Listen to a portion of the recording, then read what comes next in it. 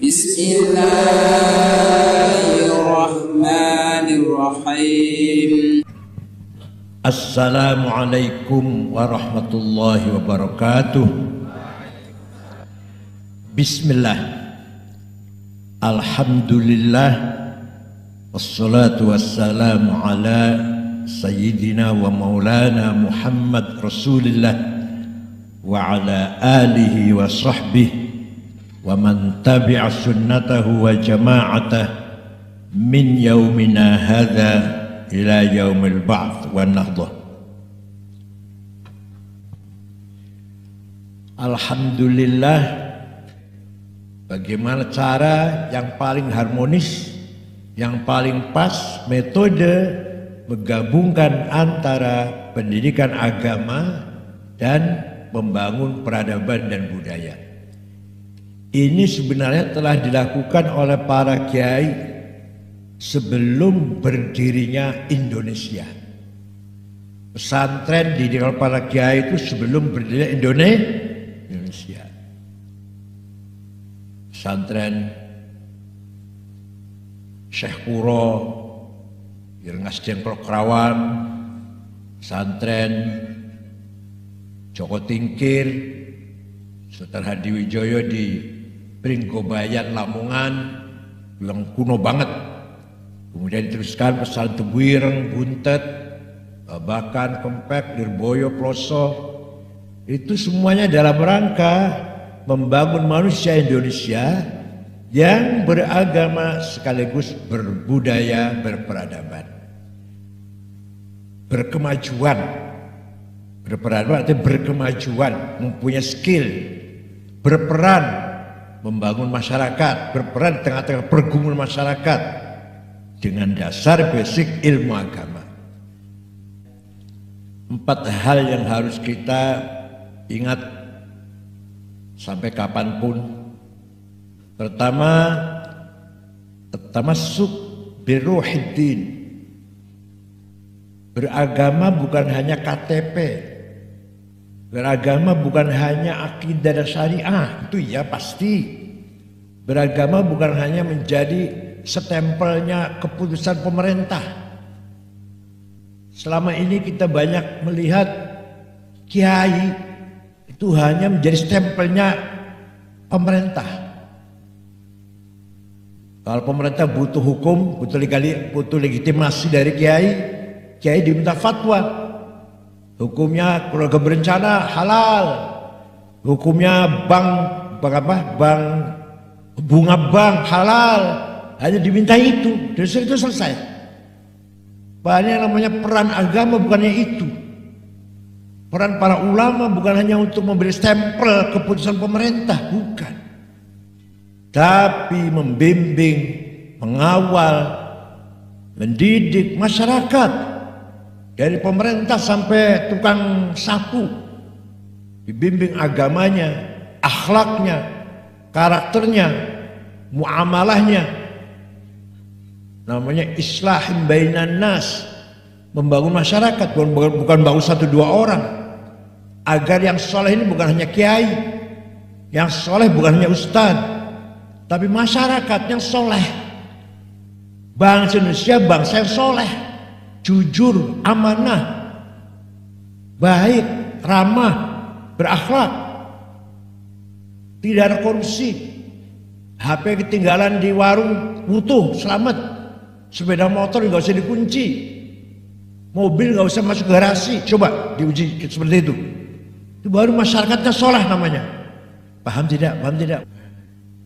Ya, jadi ulama itu berperan membangun masyarakat. Islahin bainan nas.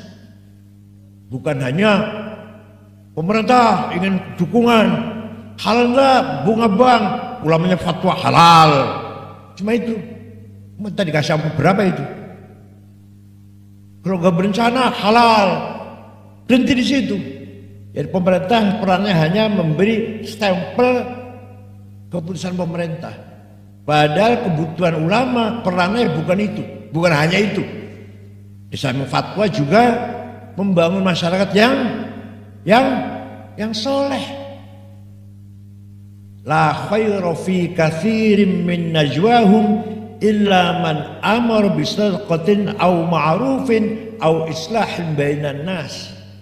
Kewajiban ulama adalah membangun masyarakat yang soleh. Tukang sapu jujur, tukang sampah jujur, supir kernet jujur, karyawan buruh di pabrik jujur, direktur-direkturnya jujur, mandor-mandor jujur, dirijen-dirijen jujur, menteri-menteri jujur. Paham betul? Bupati jujur, gubernur jujur. Apalagi KPK harus jujur, apalagi KPK. Polisi jujur, jaksa jujur. Itu yang seharusnya Pak ulama berperan itu. Membangun masyarakat yang soleh. Presiden jujur, wakil presiden jujur. Paham betul? Bukan hanya kiai diminta fatwa. Itu ganjel saja namanya. Jadi tokoh masyarakat harus mampu membangun masyarakat yang soleh. Rumah tangga yang soleh, RT yang soleh, kelurahan yang soleh, kecamatan yang soleh, kabupaten yang soleh, provinsi yang soleh, bangsa yang soleh. Kita malu kadang lihat bangsa yang non muslim. Di Australia HP tertinggal di toko masih utuh, HP tertinggal di taksi supirnya mengembalikan. Di Australia. Di dunia ini yang paling nyaman untuk tempat tinggal di Skandinavia, Finlandia, kalau mana? Swiss, Swedia, Belgia, Denmark, paling nyaman di tempat tinggal. Kenapa? Gak ada maling, gak ada copet, gak ada korupsi, gak ada nipu-menipu, gak ada manipulasi, gak ada calo, gak ada broker. Di negara itu nyaman masyarakatnya. 20 tahun, 30 tahun yang akan datang seperti apa bangsa ini? Bisa nggak jadi bangsa yang soleh? Atau dimulai dari kecil aja deh, dari kecil, RT yang soleh aja, kelurahan yang soleh saja. Kelurahan semuanya nggak ada maling, nggak ada copet, nggak ada orang bohong, nggak ada orang nipu, nggak ada orang korupsi. Coba, sepeda motor di luar nggak hilang, rumah nggak usah dikunci, rumah pintu jendela nggak usah dikunci. Coba hilang, ada kehilangannya coba. Yang kedua, itu singkatnya begitu ya. Ayo guys, sebentar lagi. Ruhuddin juga harus dengan dibangun ilmu pengetahuan. Para sahabat dulu itu berjasa besar menyebarkan Islam. Sahabat Sa'ad bin Abi Waqqas mendobrak Persia dalam perang Qadisiyah, sehingga Persia, Irak, Iran Islam semua. Sahabat Qutaibah bin Muslim ke timur lagi sampai perbatasan India, Afghanistan dan Uzbekistan, Tajikistan itu masuk Islam, jasanya Qutaibah bin Muslim. Amr bin As ke barat, ke utara, Syam, Palestina, Mesir. Uqbah bin Nafi' sampai ke Maroko, Uqbah bin Nafi'. Tariq bin Ziyad sampai ke Andalus, Spanyol. Para sahabat berjasa besar menyebarkan agama Islam. Tapi waktu mendobrak masyarakat menjadi agama Islam, belum terbangun peradaban. Terbangunnya peradaban, kemajuan ilmu pengetahuan baru di masa tabi'in dan tabi'in. Muncul ulama yang pinter, yang berjasa, yang menyempurnakan tulisan Arab, membuat titik pada ba, ta, jim, ha, kho. Abul Aswad Ad-Du'ali tahun 62 Hijriah, yang bikin ilmu tajwid Abu Ubaid Qasim bin Salam tahun 224, yang bikin syakal fathah dhamma kasroh dhamatan fathaten kasroten tahdid sukun Imam Khalil bin Ahmad Al-Farahidi tahun 175, yang bikin ilmu nahu Imam Sibaweh. Cuma tabi'in ini bukan sahabat, bukan. Bikin ilmu tajwid, bikin ilmu apa tadi? Nahu Sibaweh. Ilmu balaghah Amr bin Ubaid. Ilmu kalam Wasil bin Atha. yang wafat tahun 122, Amr bin Ubaid wafat tahun 140-an, yang bikin usul fikih Imam Syafi'i wafat tahun 204, yang memukul hadis Imam Bukhari wafat tahun 256, Imam Muslim, Tirmidzi, Abu Dawud. Ini semua namanya tabi'in dan tabi'in yang membangun peradaban Islam. Dan kebanyakan mayoritas 95% bukan darah Arab. Ini bahasa udah Arab bahasanya. Coba bayangkan, yang menggagas nahwu Arab, grammar Arab, bukan orang Arab. Imam Sibawayh, nama aslinya Amr bin Kumbur, nama aslinya. Yang bikin harokat fathah dhamma kasrah, bukan orang Arab. Khalil bin Ahmad Al-Farahidi, yang membentuk titik, menggagas titik ba 1 titik bawah ta 2, Abul Usul Ad-Du'ali, bukan orang Arab. Yang Arab itu Imam Syafi'i Arab dari Ghazah, Palestina, Imam Malik dari Madinah, Imam Hanafi bukan Arab, Imam Hambali bukan Arab. Ahli hadis 10, Bukhari, Muslim, Abu Dawud, Tirmidzi, Nasa'i, Ibnu Majah, Daraqutni, Darimi, Ibnu Khuzaimah, Al-Hakim, satu pun gak ada orang Arab. Ajib kan ya, ajib ya. Menyempurnakan ilmu Islam itu bukan orang Arab. Tapi bahasanya udah Arab, mereka aslinya dari darah Persia, bukan dari bukan darah Arab, bukan. Orang Arab berjasa menyebarkan Islam, membangun ilmunya, kebanyakan orang Persia, kebanyakan. Mustalah hadis, bagaimana syaratnya hadis sahih? Ada 4, muttasil, thiqah, dhabit, adil. Siapa yang pertama kali bikin? Syihabuddin Roma Hurmuzi, bukan orang Arab. Tafsir pertama yang sempurna memang Ibnu Abbas, Sayyidina Ibnu Abbas radhiyallahu anhu bikin tafsir tapi enggak sempurna, kecil, 2 jilid kecil.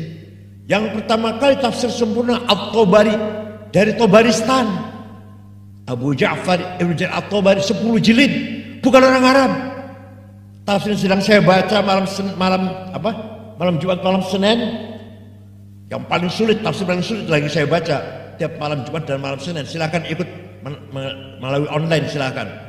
Yang ngarang Muhammad bin Umar Fakhrul Razi dari Roy, bukan orang Arab.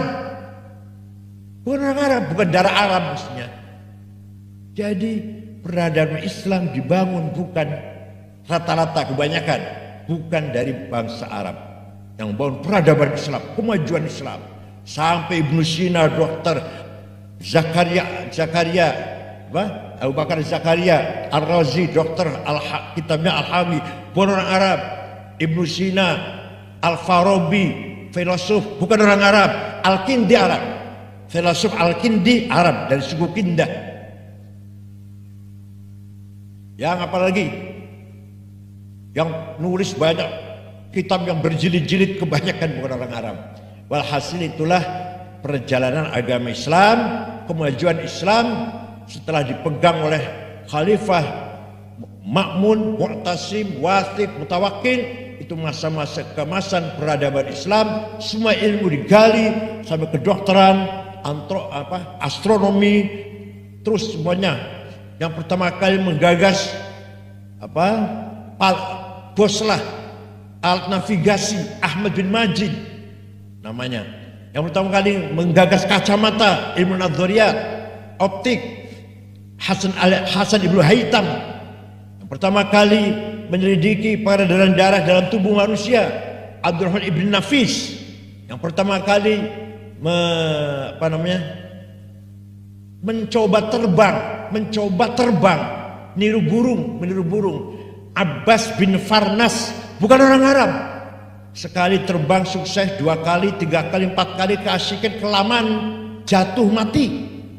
Pertama kali orang terbang, Abbas bin Farnas. Jadi itulah kemajuan peradaban Islam.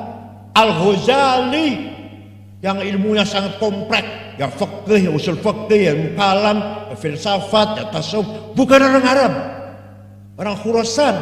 Kalau sekarang Iran, kuburannya di Khurasan. Saya sudah 4 kali ziarah kuburannya. Bukan orang Arab, bukan. Imam Haramain gurunya bukan orang Arab. Membakilani Ghurim Haramain bukan orang Arab. Syahrastani Mirza Ghazali bukan orang Arab. Ya Allah. Jadi yang membangun peradaban baik itu tafsir, hadis, fikih, usul fikih, ilmu kalam rata-rata 90% bukan bangsa Arab.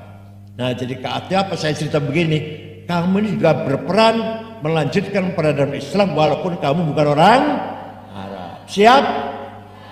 Siap? Memajukan ilmu, peradaban, kemajuan temuan-temuan baru, gagasan, ide-ide baru. Ayo kita cari, kita bangun peradaban lebih maju lagi. Walaupun kamu bukan orang Arab, tapi bisa berandil besar dalam memajukan agama Islam. Yang kedua, ruhul wataniyah. Jadi tokoh masyarakat, jadi pemimpin, menjadi apa saja, harus tetap mempunyai semangat nasionalis yang kuat, yang kokoh. Kita ini diberi amanah negara segini besarnya. Dari timur sampai ke barat, itu panjangnya sama dengan dari Irak sampai Eropa. Sama. Indonesia ini panjangnya sama dari Irak dengan sampai ke Inggris. Sama panjangnya itu. Kalau lebarnya dari tengah-tengah Afrika, Chad sampai ke Eropa. Sampai ke utara. Itu lebarnya Indonesia. Kalau panjangnya sama seperti Irak ke Inggris. Ya 8 jam. Pesawatnya 8 jam. Dari Aceh ke Papua 8 jam. Sama dengan Irak ke Inggris juga 8 jam. Jadi amanah yang kita, hanya kebanyakan kita laut, air, kalau di sana kebanyakan daratan, itu ya bedanya. Oleh karena itu amanah dari Allah, kita dilahirkan di bumi yang sangat luas dengan kekayaan yang sangat luar biasa. Sebenarnya kita ini harus kaya Pak, harus kaya ini. Gak mustahil, melarang mustahil. Nikel nomor 1, batu bara, minyak, gas, uranium, emas, berlian, mangan, boksit, granit, apalagi yang nggak ada di sini, ada semua. Tembaga ada, biji besi, tembaga ada. Mustahil kalau orang Indonesia itu melarat, harus kaya sebenarnya. Nah kok melarat? Salahnya siapa? Nah yang kaya itu hanya 9 naga, ya salahnya siapa? Sampai nggak pinter cari duitnya. Yang kaya cuma 9 naga ini. Prayogo Pangestu punya uang 1.200 triliun.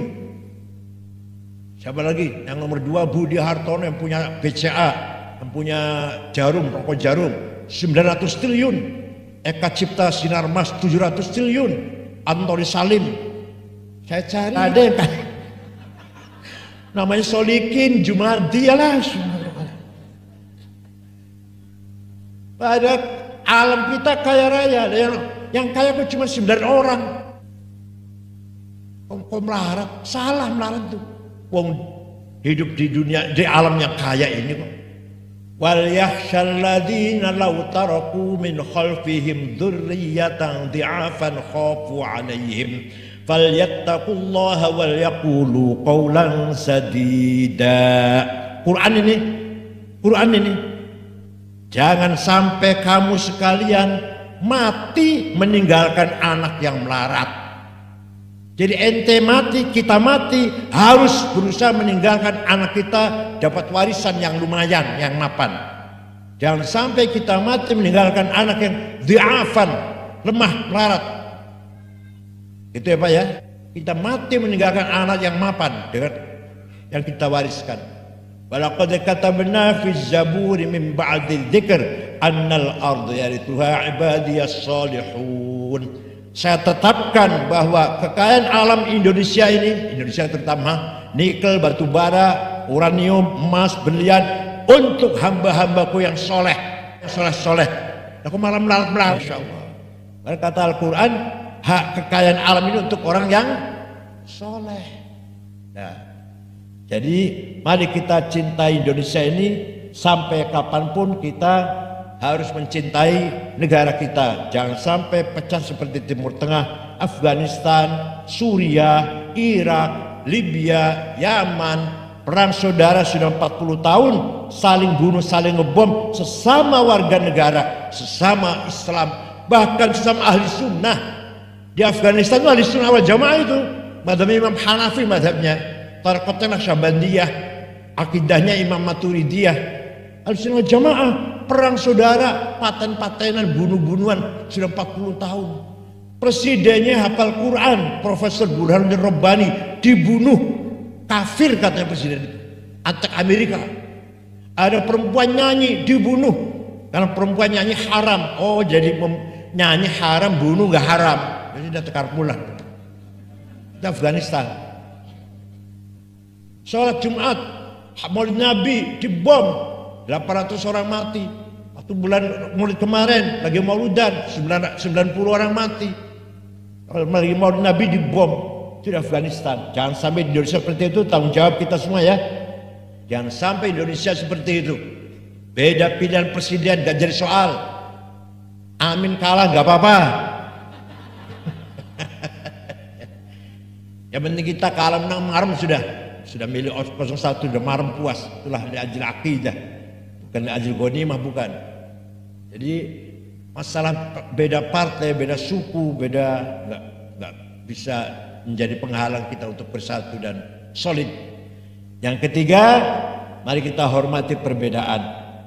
Hormati kita ini terdiri dari 470 suku, 1000 lebih bahasa, agama yang resmi 6, Islam, Katolik, Kristen, Buddha, Hindu, Konfusius.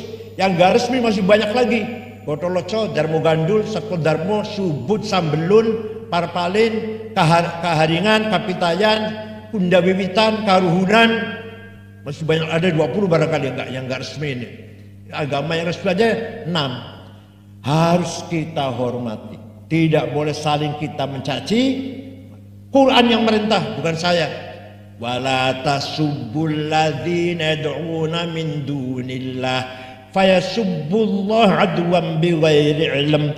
Kadzalika zayyana likulli ummatin amalahum. Wala tasubbul ladzina min dunillah, tidak boleh mencaci maki orang yang tidak menyembah Allah. Quran ini Pak, kamu sekalian jangan caci maki orang yang tidak menyembah Allah. Wala tasubbul ladzina min dunillah, orang tidak menyembah Allah jangan kamu caci maki. Coba, padahal kita kadang kalau demo beda pendapatnya udah caci maki, bukan beda agama lagi, takbir. Mencaci maki yang beda agama aja tidak boleh. Nabi Muhammad di Madinah membangun kehidupan bersama Islam dan non-Muslim, Yahudi 3 suku, dan Islam dan Muslim, Arab dan non-Arab, dijadikan satu negara namanya Madinah, Mutamaddin, Madaniyah, citizenship, bukan keagamaan dan bukan kesukuan. Yang terakhir, mari kita hormati hak asasi manusia. Manusia siapapun harus dihargai agamanya, kehidupannya, nyawanya, apalagi hartanya, keluarganya, dan dignity, harga dirinya. Nabi Muhammad haji kan cuma sekali. Nabi Muhammad haji cuma sekali. Masih banyak kita kadang-kadang ada 4 kali haji ya. Nabi Muhammad cuma sekali haji. Nah, di khutbah haji itu pesan Nabi Muhammad universal. Ya, ada hak asasi manusia, deklarasi human right. Ayyuhan nas, wahai manusia, bukan wahai orang Islam, bukan wahai orang Arab, wahai manusia. Inna dima'akum haram, nyawa kalian haram, artinya terhormat, mulia. Wa amwalakum haram, properti kamu mulia. Wa ardakum haram, harga dirimu kalian semuanya manusia mulia. Kahurmat yaumikum hadza, seperti mulianya hari ini Arafah. Wa baladikum hadza wa syahrikum hadza, seperti mulianya bulan haji ini. Wa baladikum hadza, seperti mulianya kota Mekah ini atau negeri Mekah ini.